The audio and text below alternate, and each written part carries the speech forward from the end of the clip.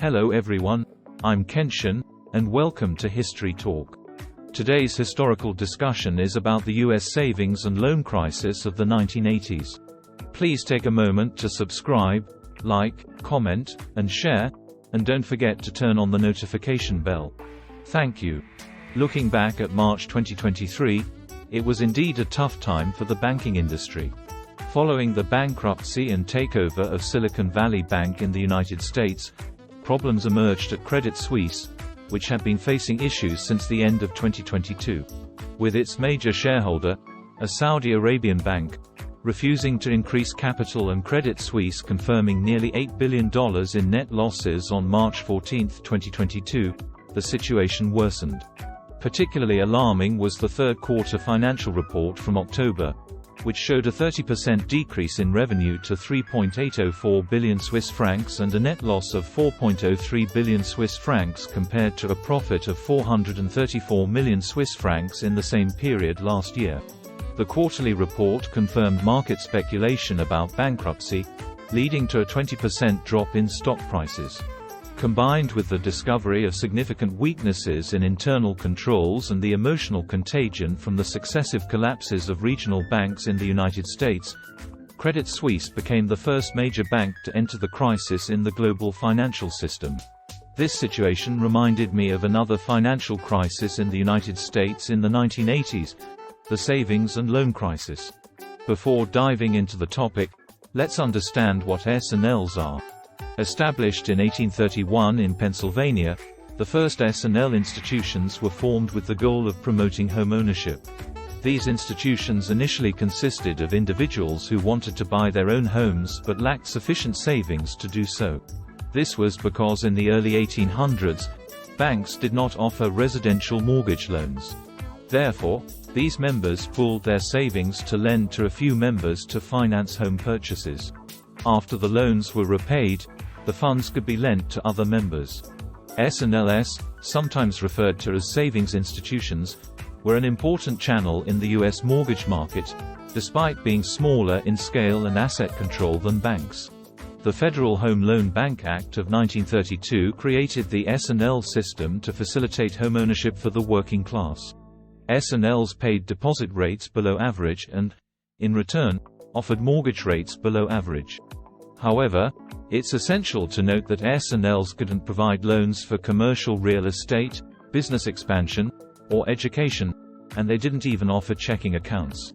In 1934, Congress created the Federal Savings and Loan Insurance Corporation, FSLIC, to insure S&L deposits, providing the same service as the Federal Deposit Insurance Corporation, FDIC, did for commercial banks.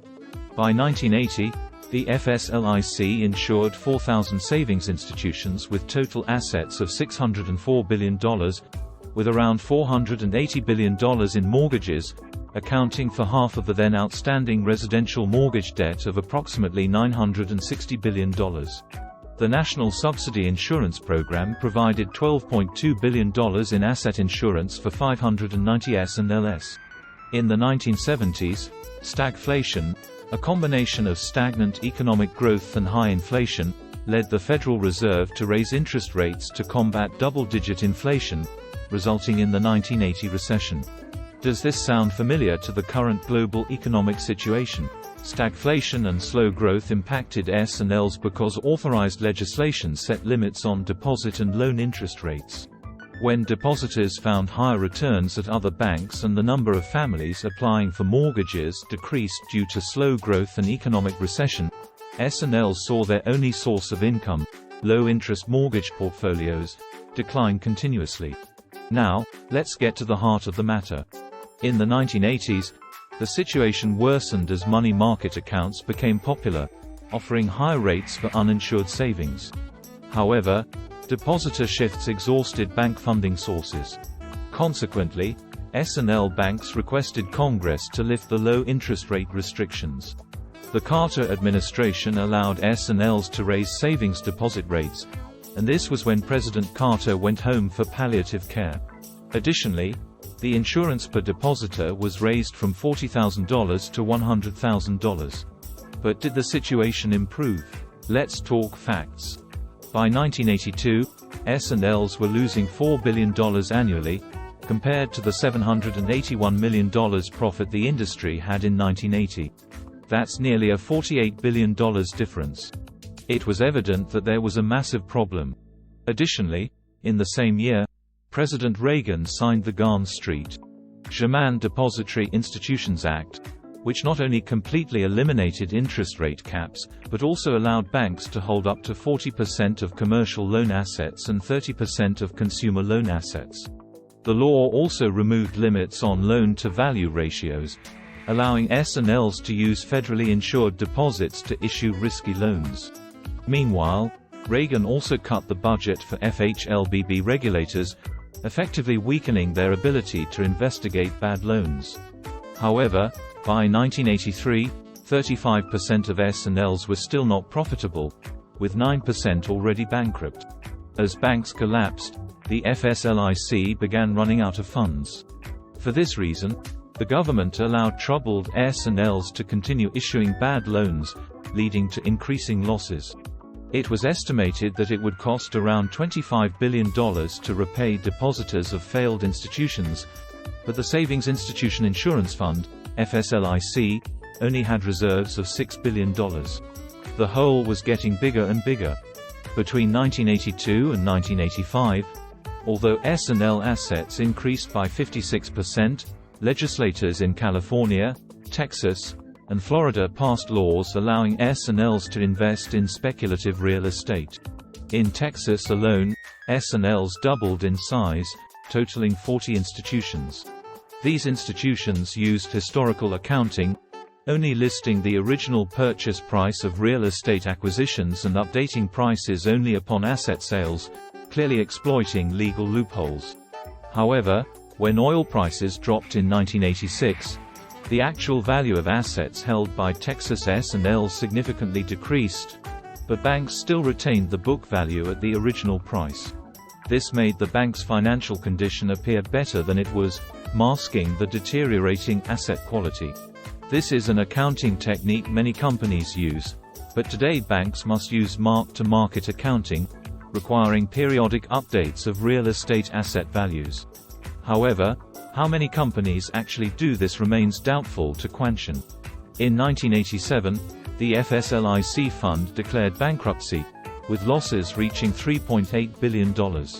Congress passed a capital restructuring in May, but it only delayed the inevitable. In 1989, President George H.W. Bush announced a rescue plan after taking office. The Financial Institutions Reform, Recovery, and Enforcement Act, FIREA, provided $500 billion to close failing banks and prevent further losses. It established a government agency called the Resolution Trust Corporation, RTC, to liquidate assets of bankrupt banks and use the proceeds to reimburse depositors. FIREA also amended S&L regulations to prevent further bad investments and fraud. However, the inevitable happened. The Senate Ethics Committee investigated 5 U.S. senators for improper conduct, known as the Keating Five, including Republican Senator John McCain of Arizona, Democratic Senator Dennis DeConcini of the same state, Senator John Glenn of Ohio, Senator Alan Cranston of California, and Senator Donald Riegler of Michigan. Charles Keating, chairman of Lincoln Savings and Loan Association, gave a total of $1.5 million in campaign contributions to them. In return, they pressured the Federal Home Loan Bank Board, FHLBB, to overlook suspicious activities at Lincoln Savings, despite the FHLBB's mission to investigate potential fraud, money laundering, and risky loans. Essentially, they were using congressional power to cover up illegal activities. Empire Savings and Loan of Texas participated in illegal land deals and other criminal activities. These defaults cost taxpayers $300 million. Half of the failed S&Ls at the time were from Texas, indicating the severity of the scandal. The crisis also plunged the state's economy into recession, especially as real estate prices plummeted when bad land investments were auctioned off, causing office vacancy rates to increase by 30%, and crude oil prices to fall by over 50%. This highlighted Texas as the epicenter of the collapse. In 1988, FSLIC, the insurance institution, experienced its peak year of closures, with over 40% of savings institutions collapsing in Texas, quickly spreading to other parts of the country. The Resolution Trust Corporation, RTC, decided to demolish bankrupt Texas S&Ls, which had previously funded some unfinished apartments, only to find out it was cheaper to destroy them than to attempt to sell them, leading to further losses. In the late 1980s, the U.S. Congress decided to address the S&L problem. In 1989, the Financial Institutions Reform, Recovery, and Enforcement Act, FIREA, was passed to reform the industry. The regulatory agency for S&Ls, the Federal Home Loan Bank Board, FHLBB, was abolished, and the bankrupt FSLIC was also dissolved. In its place, Congress established the Office of Thrift Supervision and placed thrift insurance under the FDIC. Additionally, the Resolution Trust Corporation, RTC, was created and funded to address the remaining troubled S&L institutions, eventually closing 747 S&Ls with assets exceeding $407 billion. When the RTC finally closed on December 31, 1995, the crisis was declared over. The estimated final cost was a staggering $124 billion. Unfortunately, during this period, commercial banks in Texas and elsewhere also encountered a series of problems, which did not improve until 2008. Fast forward to the present, this isn't the first time Credit Suisse has faced financial losses. Last year, consecutive quarterly losses surpassed those of the 2008 financial crisis, exacerbated by severe customer outflows in the fourth quarter, with at least 110 billion Swiss francs being withdrawn. The financial crisis led to a plunge in Credit Suisse's stock price, forcing the Swiss National Bank to intervene. Credit Suisse borrowed 50 billion Swiss francs, approximately $540 billion, or about 1.65 trillion new Taiwan dollars, from the Swiss National Bank to boost its liquidity, avoiding an overnight collapse like that of Silicon Valley Bank. According to Credit Suisse, the financial crisis was due to ineffective internal controls, worsening customer fund outflows, and the refusal of major shareholder Saudi National Bank to inject funds, leading to stock sell-offs and exposing the truth of the financial crisis in the market. The doomsday doctor, Nouriel Roubini, who accurately predicted the financial crisis, warned that the biggest problem with Credit Suisse is that it might be too big to fail, but it could also be too big to rescue, even with assistance from the Swiss Central Bank. He pointed out that Credit Suisse has significantly more assets compared to Silicon Valley Bank before its bankruptcy.